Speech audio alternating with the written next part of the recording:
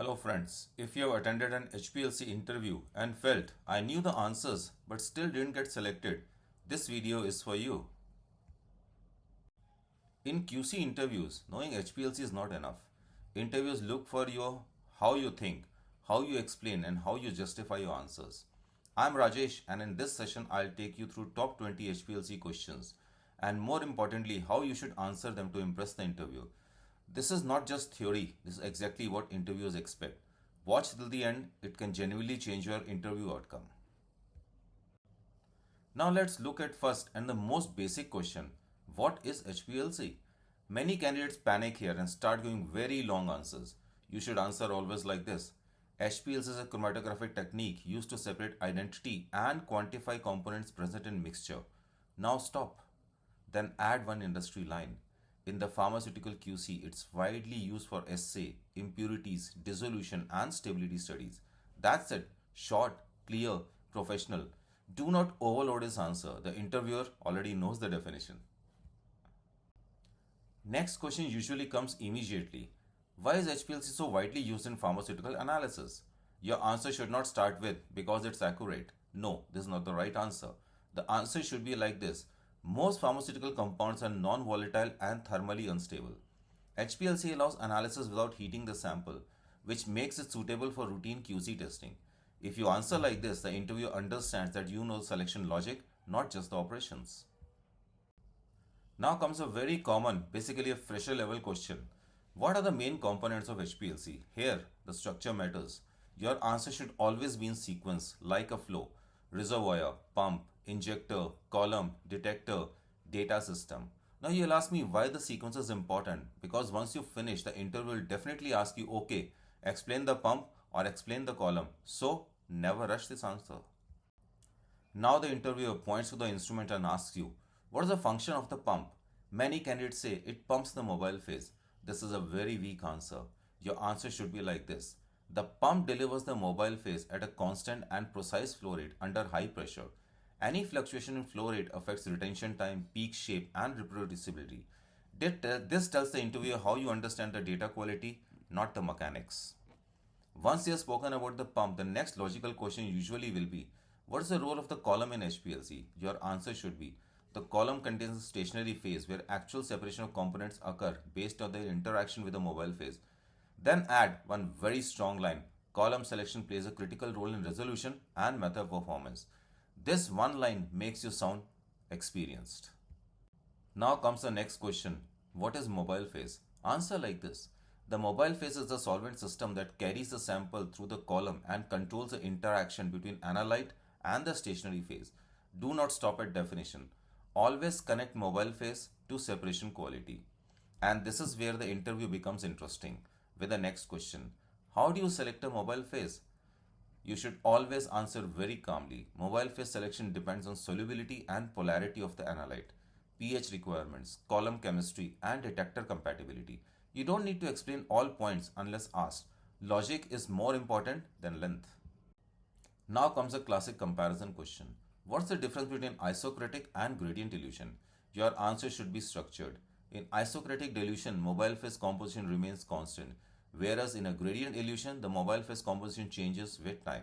Then add, isocratic is suitable for simple samples, while gradient is preferred for complex mixtures. Clear, confident, no extra theory. Coming to the next question, what is retention time? Answer like this. Retention time is the time taken by a compound to travel from injector to detector under fixed chromatographic conditions. Always say fixed conditions. Interviewers listen for that phrase. Alright, now let's move to the next question. And this is a very important one. What is system suitability test in HPLC? This question checks your quality mindset, not your memory. Your answer should be like this. System suitability test is performed to verify that the HPLC system is capable of producing reliable and reproducible results before sample analysis. Now, add one more strong line. It ensures that the system is performing as per method and regulatory expectations. This answer tells the interviewer that yes, this candidate understands data reliability. After SST, the interviewer usually asks a follow-up question. What parameters are checked in system suitability? Now listen carefully. You should not try to explain everything at once. Your answer should always be structured like this. Common system suitability parameters include resolution, tailing factor, theoretical plates, and percentage RST of replicate injections. Then stop.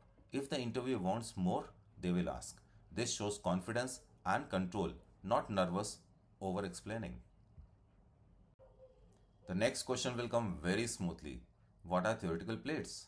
This is where many candidates panic and start recalling formulas. You should never do that.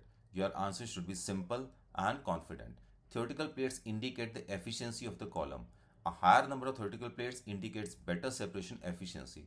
Only explain formulas if the interviewers ask.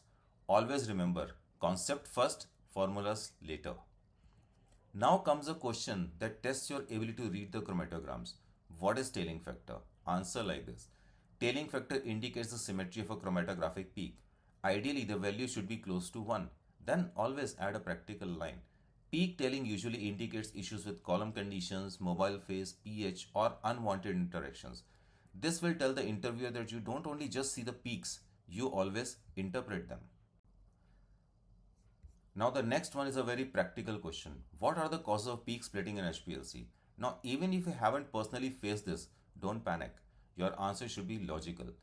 Peak splitting may occur due to improper sample solvent, presence of voids in the columns, injector problems, or sample overloading. Then add, it often indicates an issue with the sample introduction or column integrity. This shows problem solving ability. Interviews always love that. Now let's move on to an important quality related question. What is resolution in HPLC and why is it important? Answer like this. Resolution indicates how well two adjacent peaks are separated. Then add the reason. Adequate resolution is critical in impurity and stability studies to ensure accurate identification and quantification. This answer directly connects chromatography with regulatory risks.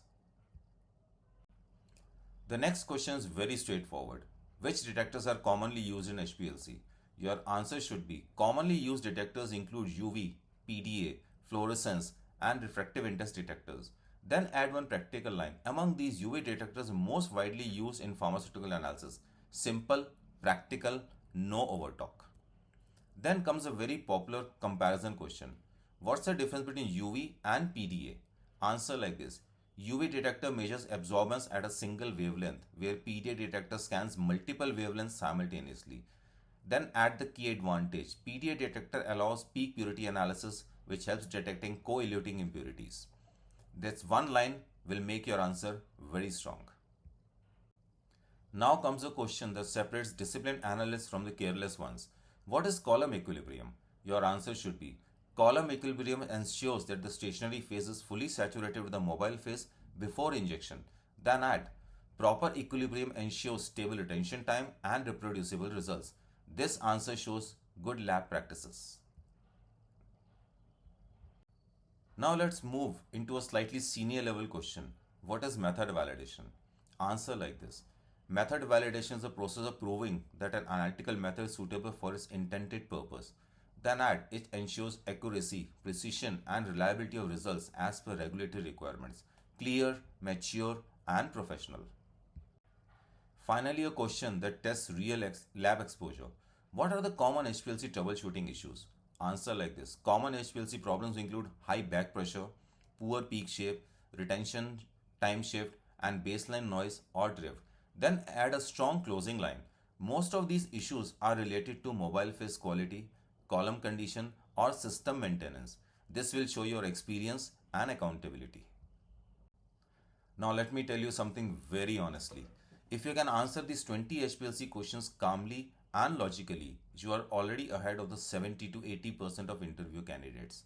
Remember, interviews are not about how much you know, they are about how clearly you can explain what you know. So friends, if this session helped you, like this video, subscribe to Pharma Health Insights, comment on what other interview topics you want, GC, validation, troubleshooting, or audits. I'll see you in the next session and all the best for your interviews. Thank you. This is Rajesh signing off. Till the next time.